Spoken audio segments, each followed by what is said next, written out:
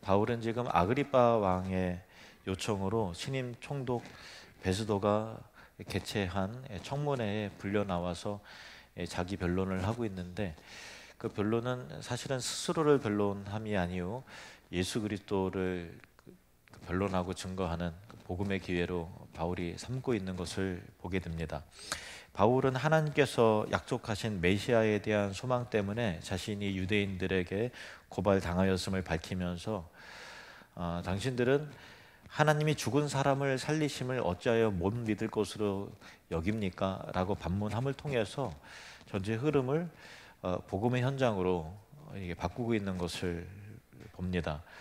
그래서 이 말을 듣고 있는 왕과 총독 여러 대신들에게 바울은 이 청문회를 통해서 복음을 전하고 있는 것이죠. 그러니까 바울은 하나님께서 허락하신 만남의 기회를 전도의 기회, 복음의 기회로 삼고 있는 것입니다. 우리도 살면서 수많은 만남의 기회들을 하나님이 허락하시잖아요. 이웃과의 만남이 있고, 또 사업상의 어떤 고객과의 만남이 있고, 또 학교에서 공부하다 보면 또 친구들도 만나게 되고, 취미와 친목, 각종 동호회를 통한 만남이 있고, 또 잠시 스쳐 지나가는 그런 만남도 있지요. 깊은 만남이 있고, 또 짧은 만남이 있고, 가족 간의 만남이 있죠.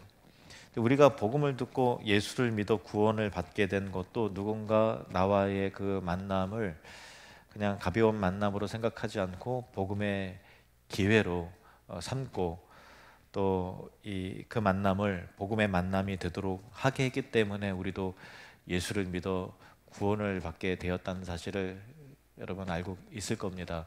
저도 어머니를 통해서 예수를 믿게 됐고, 저희 어머니는 친구의 전도를 받아서 예수를 믿었어요. 그 친구분은 암투병 중에 병실에서 어떤 분의 전도를 받아서 예수를 믿게 됐고, 이렇게 계속 거슬러 올라가면 아무개가 나오고 또 누가 나오고, 결국은 100년 전에 이 땅에 온 선교사가 나올 겁니다. 외국인 선교사 나올 거고, 계속 거슬러 올라가면 바울이 나올 거고, 또 예수님이 나오겠죠. 그러니까 2000년 기독교 역사가 진행되면서 복음이 누군가에 전달이 되고, 그 사람 또 누군가의 만남의 기회를 통해서 복음을 전해주고, 계속해서 거듭 복음의 전달자를 통해서 우리에게로, 여러분에게 복음이 흘러 들어온 거잖아요. 그러면 생각해 보세요. 그 복음의 파동과 움직임이 어떤 사람에게 전달이 되고, 수많은 만남 가운데도 누군가에게 복음이 전해졌는데, 그리고 나에게까지 왔는데, 내가 인생을 여러분 살면서 수많은 만남이 있는데, 그 수많은 만남 가운데서 한 번도 그 만남을 단순한 비즈니스 만남, 단순한 어떤 그 이웃과의 만남, 단순한 그런 취미의 만남, 공부의 만남 위에 복음의 관계로서 한 번도 생각해 본 적이 없다고 한다면, 나를 통해서 복음이 계속해서 흘러가야 되는데, 전달이 돼야 되는데, 수만 엄청난 만남을 통해서 단 한 번도 복음의 파동이, 나에게로 들어온 복음이 또 나가지 않는다면 참 굉장히 심각한 것 아니겠습니까? 내가 믿고 있는 그 믿음과 복음의 진정성이 굉장히 의심이 될 만한 건 아니겠습니까? 하나님 앞에서 어떻게 우리가 서겠습니까? 참 부끄러운 일이죠. 그래서 너는 말씀을 전파하라, 때를 얻든지 못 얻든지 항상 힘쓰라, 이렇게 말씀하셨습니다. 예수님께서 승천하시기 전 제자들에게 말씀하신 분명한 명령이 있어요. 이 명령으로 사도행전이 시작이 되었습니다. 사도행전 1장 8절 말씀을 같이 읽겠습니다. 오직 성령이 너희에게 임하시면 너희가 권능을 받고 예루살렘과 온 유대와 사마리아와 땅끝까지 이르러 내 증인이 되리라 하시니라. 이것은 우리를 향한 주님의 지상 명령이요, 이 명령 앞에 나는 아닌데요 라고 누구나 예외 없이 이게 예외를 두거나 발뺌할 수 없는, 누구나 감당해야 될 지상 명령이라는 것입니다. 전파하는 자가 없이는 그 어느 누구도 복음을 들을 수 없습니다. 하나님께서 복음을 전하며 전도하는 사람에게 하신 약속의 말씀이 있어요. 다니엘 12장 3절 말씀입니다. 시작. 지혜 있는 자는 궁창의 빛과 같이 빛날 것이요 많은 사람을 옳은 대로 돌아오게 한 자는 별과 같이 영원토록 빛나리라. 많은 사람을 옳은 대로, 진리로, 옳고 맞는 것은, 선한 것은 예수님 한 분입니다. 예수 그리스도에게로 돌아오게 한 자는 별과 같이 영원토록 빛나리라 라고 말씀하시는 이 복음의 축복, 전도에 대한 이 상급이 여러분의 삶 가운데 영원한 하나님 나라의 앞에 설 때에 여러분의 면류관으로 돌아오게 되기를 주님으로 축복합니다. 청문회장에서 아그리빠 왕 앞에 선 바울은 자신이 복음을 전하면서 청년 시절 사울이었을 때에 어떤 삶을 살았는지도 밝힙니다. 9절에서 12절 말씀을 보시면, 나도 나사렛 예수의 이름을 대적하여 많은 일을 행하여야 될 줄 스스로 생각하고 예루살렘에서 이런 일을 행하여 대제사장들에게서 권한을 받아 가지고 많은 성도를 옥에 가두며 또 죽일 때에 내가 찬송 투표를 하였고 또 모든 회당에서 여러 번 형벌하여 강제로 모독하는 말을 하게 하고 그들에 대하여 심히 격분하여 외국 성에까지 가서 박해하였고 그 일로 대제사장들의 권한과 위임을 받고 다메섹으로 갔나이다. 그러니까 이 대제사장으로부터 합법적인 권한을 이임받은 청년 사울은 교회를 짓밟는 이 선봉대장, 행동대장의 역할을 자임했던 것입니다. 그는 많은 사람들을 투옥시켰을 뿐만 아니라 그리스도인들을 현장에서 쳐 죽여야 할 필요가 있을 때는 주저하지 않고 죽여라 라고 찬송표를 던졌던 것입니다. 청년 사울이 이렇게 해서 죽인 많은 그리스도인들이 있었는데 그 중에 여러분 잘 아시는 스데반 집사도 있습니다. 청년 사울은 모든 회당을 이 잡듯이 샅샅이 뒤져서 그리스도인들을, 예수 믿는 자들을 색출해 내었습니다. 11절에 보시면은 형벌하여 라고 번역된 헬라어 티모레오라는 단어가 나오는데, 이것은 형벌하여라고 번역이 되었지만 명예를 수호하기 위해서 복수하다라는 그런 의미가 있거든요. 이 오늘날에도 이 힌두교의 인도나 또 이 이슬람 극단적 어떤 그 율법이 있는 그 국가에서는 소위 명예살인이라는 것이 오늘날도 이렇게 행해지는 것을 봅니다. 마을 사람이나 가족 가운데 누군가가 이슬람의 율법을 심각하게 훼손하고 또 그것으로 말미암아 가문의 명예가 실추되었다고 생각될 때는 부모 혹은 형제가, 마을 사람들이 그 사람을 쳐 죽여서 실추된 그 가문의, 마을의 명예를 되찾는다는 것이 소위 명예살인입니다.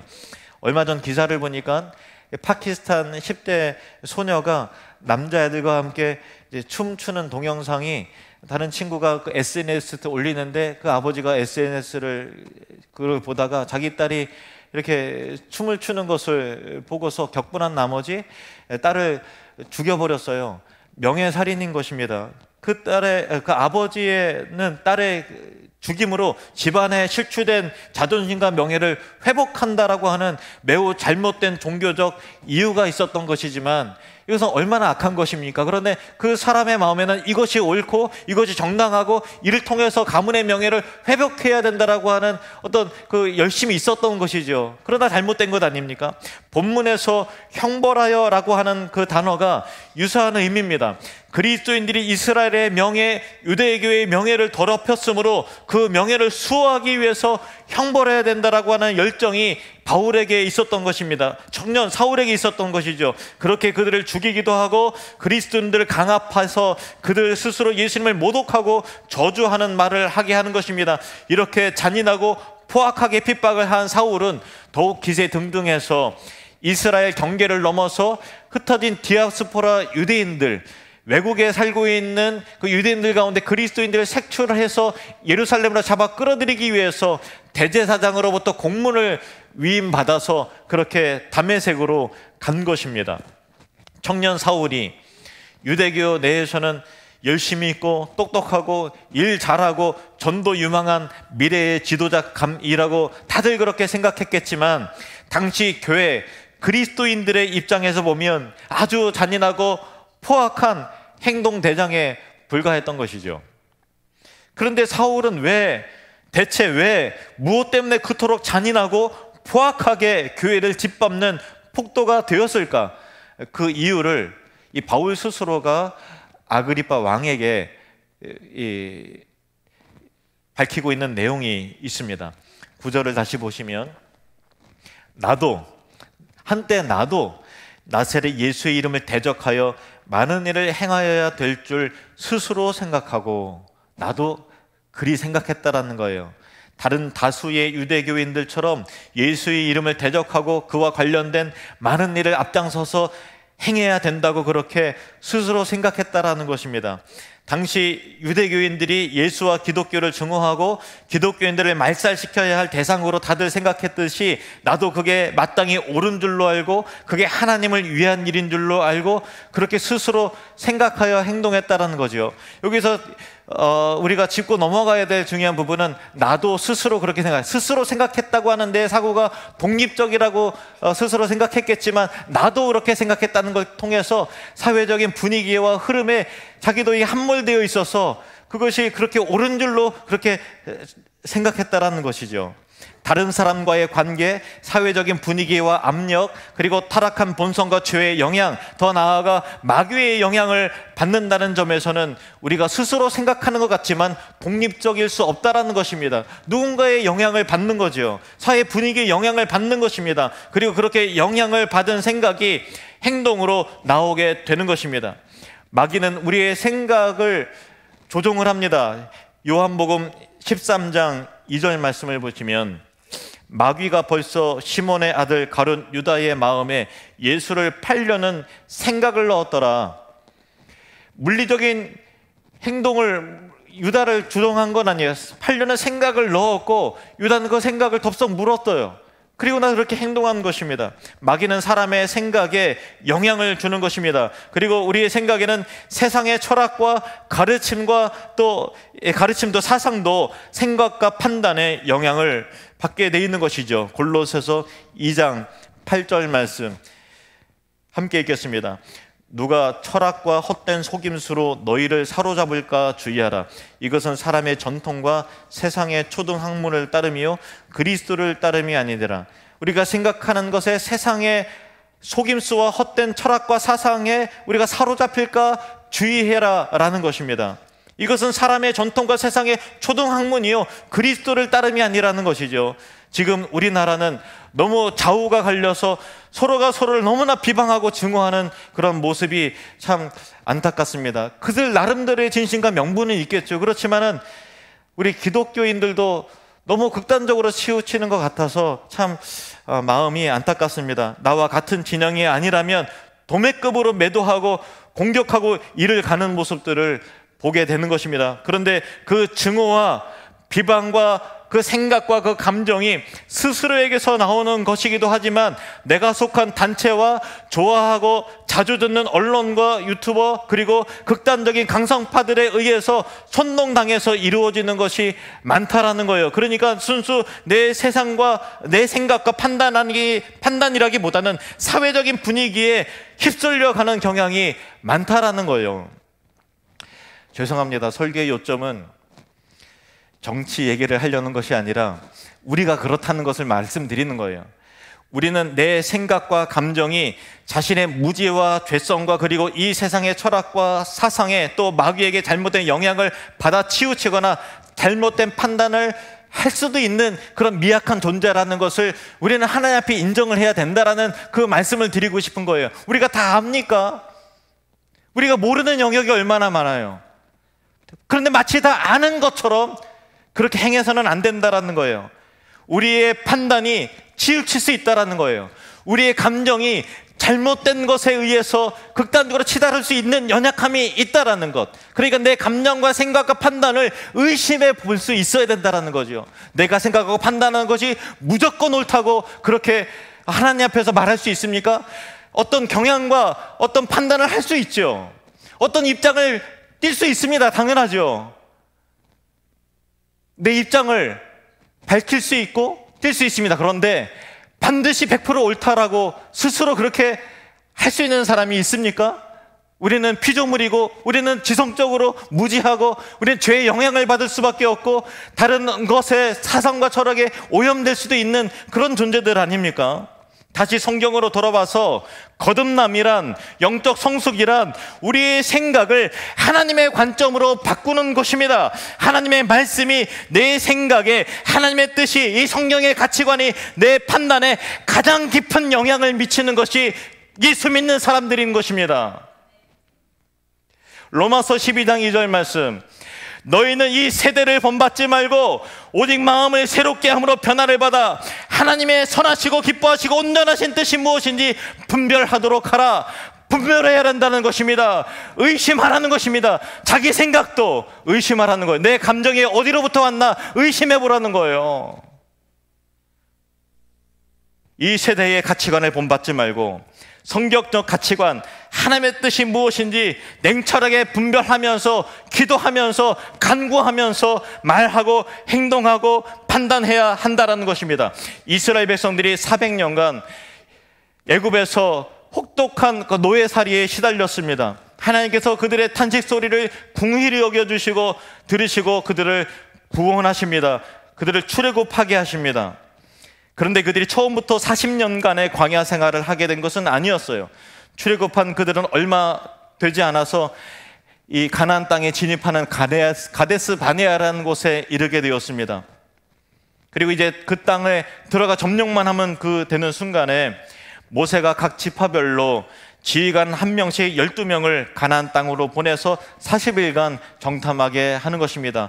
지형도 살펴보고 기후도 보고 그 땅의 주민들과 또 여러 가지 문화와 관습도 한번 보는 것이죠.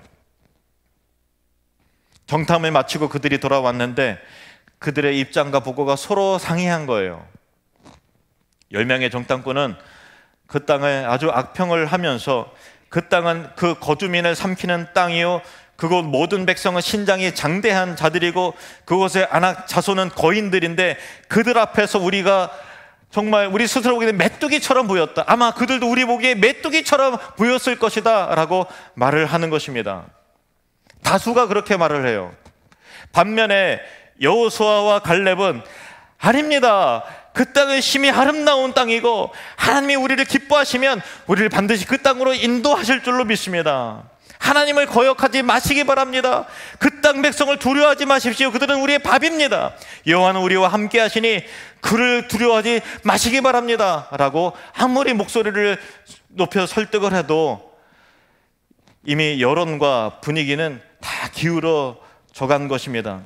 이스라엘 백성들은 하나님 편에서 여호수아와 갈렙의 말을 듣는 것이 아니라 하나님의 약속과 관계없고 하나님의 뜻과 관계없는 자기들의 감정과 이론과 판단에 근거한 다른 10명의 정탐꾼들의 말을 듣고서 감정에 휩쓸려 버려서 밤새도록 통곡을 하는 것입니다. 그러면서 모세와 아론을 원망하면서 말하기를 우리가 애굽 땅에서 죽어가는 이 광야에서 확 죽어버렸으면 좋았을 것을 너희가 그리고 여호와가 어찌하여 우리를 그들 땅에서 그들의 칼에 다 죽게 하는가. 우리가 처자가 다 사로잡혀 갈 것이니 차라리 그들 쳐 죽이고 다른 지휘관을 세우고 애굽으로 돌아가자, 그렇게 말하는 것입니다. 그때 하나님께서 진노하심으로 이렇게 말씀을 하십니다. 민수기 14장 26절에서 30절 말씀.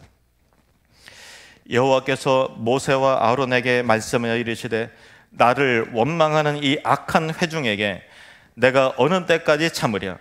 이스라엘 자손이 나를 향하여 원망하는 바 그 원망하는 말을 내가 들었노라. 그들에게 이르기를 여호와의 말씀에 내 삶을 두고 맹세하노라. 너희 말이 내 귀에 들린 대로 내가 너희에게 행하리니. 너희 말이 내 귀에 들린 대로 광야에서 차라리 죽는 게 낫다 라고 말한 대로 내 귀에 들린 대로 내가 너희에게 행하리니 너희 시체가 이 광야에 엎드러질 것이라. 너희 중에서 20세 이상으로서 계수된 자 곧 나를 원망한 자 전부가 여분네 아들 갈렙과 눈의 아들 여호수아 외에는 내가 맹세하여 너희에게 살게 하리라 한 땅에 결단코 들어가지 못하리라. 그래서 이스라엘 백성들의 광야에서의 40년의 방황의 삶이 시작된 것이고 그들이 이 광야에서 차라리 죽는 게 좋다라고 말한 대로 그 말 그대로 20세 이상의 성인 남녀들은 40년 광야 가운데 다 엎드러져 죽게 되었던 것입니다. 여호수아와 갈렙 외에는 단 한 명도 가나안 땅에 들어가지 못했습니다. 그들의 말과 생각, 그들의 감정과 판단은 하나님으로부터 온 것이 아니라 하나님 편에 서 있는 사람으로부터 온 것이 아니었습니다. 그들의 감정과 판단, 그들의 원망과 불평, 두려움은 하나님의 뜻을 먼저 생각하지 않는 다수의 사람들로부터 온 것입니다. 그리고 그 잘못된 생각과 두려움과 절망, 원망, 증오는 전체 이스라엘 백성들의 생각을 삽시간에 감염시켜 버려서 엄청난 비극을 초래케 한 것입니다. 그래서 우리가 무엇인가를 생각하고 판단하고 실행에 옮기기 전에 내 생각과 감정이 어디로부터 온 것인가를 하나님 앞에서 정직하고 겸손하게 살펴볼 필요가 있습니다. 섣부르게 판단하지 마시고 하나님 앞에서 겸손하게, 내 생각, 감정에 얼마든지 오류가 있을 수 있다, 내가 듣는 정보가 잘못될 수도 있다라는 생각을 하셔야 된다는 것입니다. 고린도후서 10장 5절 말씀, 하나님 아는 것을 대적하여 높아진 것을 다 무너뜨리고 모든 생각을 사로잡아 그리스도에게 복종하게 하니, 모든 생각을 사로잡아 그리스도에게 복종시켜 나가는 것이 예수 믿는 자의 사고 판단이요 하나님을 경외하는 백성의 삶의 습관인 것입니다. 그리스도에게 하나님의 말씀을 복종시켜가는 것이 바로 지혜이며 거룩함이며 영적 성숙인 것입니다. 신명기 5장 32절에서 33절 말씀을 우리 같이 읽겠습니다. 시작. 그런즉 너희 하나님 여호와께서 너희에게 명령하신 대로 너희는 삼가 행하여 좌로나 우로나 치우치지 말고 너희 하나님 여호와께서 너희에게 명령하신 모든 도를 행하라. 그리하면 너희가 살 것이요 복이 너희에게 있을 것이며 너희가 차지한 땅에서 너희의 날이 길리라. 너희는 삼가 조심히 행해서 좌로나 우로나 치우치지 말라. 물론 정치적인 의미에서 무조건 중도가 오라, 그 얘기를 드리는 거 아니에요. 좌로나 우로나 치우치지 말라는 것은 정치적인 의미에서 드리는 말씀은 아닙니다만은 하나님의 말씀을 근거로 삶의 균형이 있어야 되고 사고의 균형이 있어야 되고 판단의 균형을 가지라는 거예요. 제가 이제 신학을 하고 목회를 하다 보면 저도 보수적인 입장에, 정치 보수가 아니라 신학적으로 목회적으로 보수적인, 교단 분위기가 그렇고 배운 게 그러니까 보수적인 입장인데, 극단적인 것은 다 안 좋아요. 극단적인 것은 사람을, 공동체를 병들게 만듭니다. 아무리 옳은 말을 한다 하더라도 사랑이 없으면, 예수 그리스도의 그 사랑의 실천과 행적이 없으면 단절이 되고 공감되지 않죠. 문제가 생기는 것입니다. 이쪽이었으면 다 없어져야 될 적이라고 생각하는 것은 옳지 않죠. 물론 제가 이 말씀을 드리면 어떤 분들은 굉장히 불편하실 수도 있다고 생각을 합니다. 제 생각이에요. 그런데 제가 목회적으로 보니까 뭐든지 극단적인 것은 병들게 만들더라고요. 바울도 한때 주님을 만나기 전에 자기가 믿고 알고 생각하는 것이 전부라고 생각했던 사람이었어요. 다른 유대인들처럼 나도 그렇게 생각했는데, 스스로 생각했다는 얘기는 생각에 영향을 받고 있는데 마치 내 의지처럼 작동했다는 거예요. 그런데 그 분위기에 휩쓸려 가다 보니까 나 또한 예수를 대적해야 되는 줄로 알고 그렇게 행했다라는 거죠. 그래서 기독교인들을 색출하고 형벌하여 전부 말살하려고 했습니다. 그런데 부활해서 살아계신 주님을 만나고 나니까 자기 고집과 자기 생각과 편견에서부터 빠져나올 수 있었다라는 거죠. 진리에 대해서 눈뜨게 된 것입니다. 골로새서 3장 10절 말씀 같이 읽겠습니다.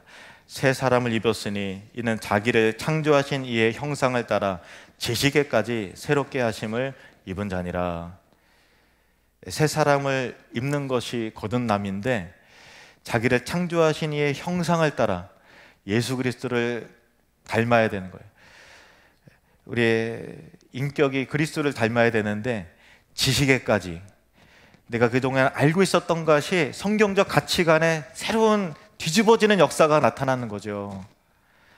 지식에까지, 하나님의 말씀을 통해서 지식에까지 새롭게 하심을 입는 자니라. 그러니 생각이 바뀌고 가치관이 바뀌는 거죠. 그래서 여러분이 예수를 믿는데 믿기 전에 가치관이 그대로 있다, 그러면 주님을 못 만난 것입니다. 뭔가 바뀌는 거예요. 청년 사울이 주님을 만난 이후 바울이라는 새 사람이 되었습니다. 그리고 살아계신 주님을 위해서, 복음과 하나님의 영광을 위해서 살아가게 되었습니다. 이렇게 새 사람 되는 존재의 변화, 영적 변화, 삶의 변화가 일어나기를 주님의 이름으로 축복합니다.